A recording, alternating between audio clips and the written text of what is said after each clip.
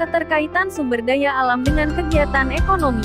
Sumber daya alam adalah segala sesuatu dari alam atau terjadi secara alami yang dimanfaatkan untuk memenuhi kebutuhan hidup. Secara umum, sumber daya alam dikelompokkan menjadi dua, yaitu sumber daya alam yang dapat diperbarui dan sumber daya alam yang tidak dapat diperbarui. 1. Sumber daya alam yang dapat diperbarui. Sumber daya alam yang dapat diperbarui merupakan sumber daya alam yang dapat dihasilkan kembali setelah digunakan. Sumber daya alam ini tidak akan habis apabila penggunaannya dilakukan secara bijak. Sumber daya alam yang dapat diperbarui misalnya perkebunan, tebu, kopi, jagung, pertanian, padi, tembakau, peternakan, ayam, sapi, kambing, perikanan, mujair, lele, udang. Sumber daya alam yang dapat diperbarui juga dikenal dengan sumber daya alam hayati yaitu tanah, air, hewan, dan tumbuhan. 2. Sumber daya alam yang tidak dapat diperbarui.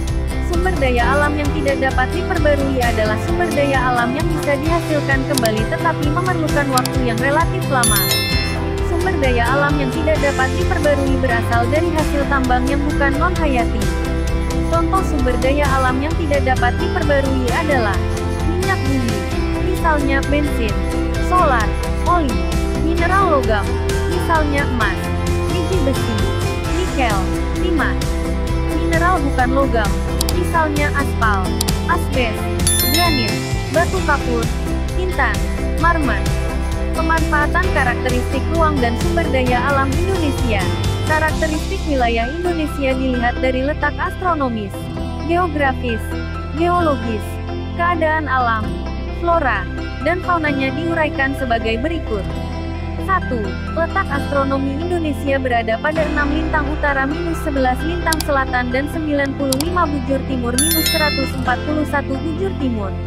Konsekuensi letak astronomi tersebut, wilayah di Indonesia terbagi menjadi 3 daerah waktu, yaitu waktu Indonesia Barat, WIB, waktu Indonesia Tengah, WITA, waktu Indonesia Timur, WIT. Wilayah Indonesia juga dilalui garis khatulistiwa sehingga beriklim tropis dengan suhu rata-rata 26–28 Celcius. 2. Secara geografis, Indonesia sangat diuntungkan karena terletak pada posisi silang di antara dua benua Asia dan Australia, dan di antara dua samudra, Hindia dan Pasifik. Letak geografis ini sangat strategis karena Indonesia berada pada jalur pelayaran dan penerbangan internasional dilalui oleh banyak negara di dunia. 3. Karakteristik geologis Indonesia yang dilalui jalur Mediterania dan Sirkum Pasifik mengakibatkan Indonesia juga memiliki banyak gunung api yang aktif sehingga tanahnya sangat subur karena kaya unsur hara. Namun, Indonesia juga rawan bencana alam gunung meletus, gempa bumi, longsor, dan tsunami karena menjadi titik pertemuan antara 3 lempeng litosfer, yaitu Indo-Australia, Eurasia, dan Pasifik. 4. Keadaan alam wilayah Indonesia terdiri atas pegunungan, gunung, dataran tinggi, dataran rendah, pulau, pantai, sungai, danau, laut, teluk, tanjung, selat, lembah. 5. Keragaman floranya terlihat dari berbagai jenis tumbuhan yang hidup di hutan hujan tropis, hutan musim, hutan bakau, stepa, dan sabana. Karakteristik faunanya terbagi menjadi 3 kelompok menurut garis Weber dan Wallace, yaitu fauna jenis Asiatis, Australiatis, dan peralihan. Hal ini membuat negara Indonesia memiliki keragaman kekayaan hayati yang melimpah jika dibandingkan dengan negara lainnya. Sumber daya alam di Indonesia sangat kaya dan bermacam-macam. Sumber daya alam sangat bermanfaat bagi manusia bagi kebutuhan hidup manusia.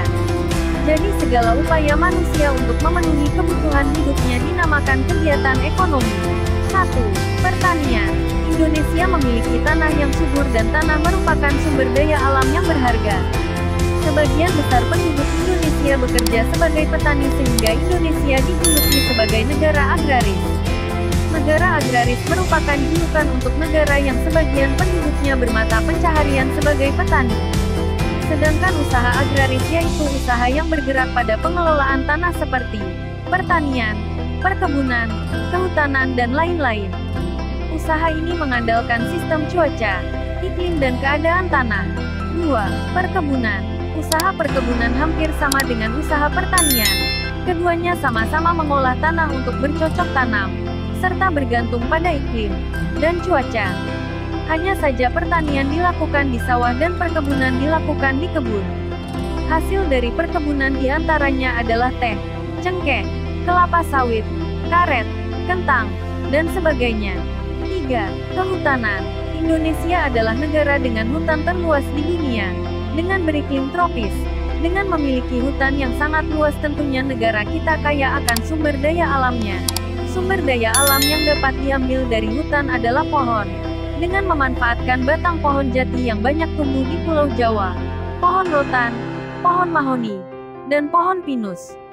Sumber daya alam yang melimpah dari hutan dapat dimanfaatkan manusia untuk mencukupi kebutuhan papan seperti membuat rumah, membuat perabotan, maupun kebutuhan industri. 4. Peternakan. Peternakan adalah usaha manusia untuk mengembangbiakan hewan ternak untuk memenuhi kebutuhan pangan manusia. Manfaat yang dapat diambil dari hewan ternak adalah daging hewan, susu hewan, telur hewan. 5. Perindustrian. Industri adalah usaha mengolah barang mentah menjadi barang jadi. Kegiatan industri dapat dilakukan secara perorangan, maupun secara massal. Dengan adanya kemajuan zaman, tuntutan akan barang-barang industri pun semakin banyak. Ada dampak positif dan dampak negatif dengan adanya kegiatan industri. Dampak positif dari kegiatan industri adalah dengan tersedianya barang-barang yang dapat dimanfaatkan manusia, serta banyaknya tenaga kerja yang terserap. Akan tetapi di samping itu, pencemaran lingkungan dan terkurasnya sumber daya alam menjadi nilai negatif dari perindustrian. 6. Pertambangan. Usaha pertambangan merupakan upaya untuk mengambil sumber daya alam yang berada di perut bumi. Usaha ini juga tergolong dalam usaha ekstraktif, yaitu usaha yang bergerak pada bidang kegiatan mengolah, mengelola, penggalian, mengambil dan mengumpulkan dari alam seperti pertambangan. 7. Perairan. Perairan adalah suatu kumpulan massa air pada suatu wilayah tertentu, baik yang bersifat dinamis, bergerak atau mengalir, seperti laut dan sungai, maupun statis, tergenang, seperti danau. Perairan ini dapat merupakan perairan tawar, payau, maupun asin. Negara kita 70% wilayahnya merupakan perairan atau lautan. Jadi tidak diragukan lagi apabila kita memiliki sumber daya laut yang besar. 8. Pariwisata. Selain diolah untuk kebutuhan sehari-hari, sumber daya alam juga dapat dimanfaatkan sebagai destinasi wisata. Indonesia memiliki kondisi alam yang sangat indah, mulai dari gunung, pantai, laut, danau, dan sebagainya. Menjadikan tempat-tempat tersebut sebagai destinasi wisata merupakan salah satu cara untuk meningkatkan perekonomian bagi kesejahteraan manusia. Pemanfaatan sumber daya alam untuk kesejahteraan masyarakat. Pemanfaatan sumber daya alam dapat dilakukan secara langsung maupun tidak langsung. Pemanfaatan langsung adalah sumber daya alam dinikmati atau dikonsumsi langsung cukup melalui proses pengolahan yang relatif singkat atau pengolahan menggunakan alat sederhana. Sedangkan pemanfaatan secara tidak langsung artinya sumber daya alam yang digunakan untuk memenuhi kebutuhan harus melalui proses pemilihan, peleburan, pemisahan, dan perakitan melalui beberapa tahapan.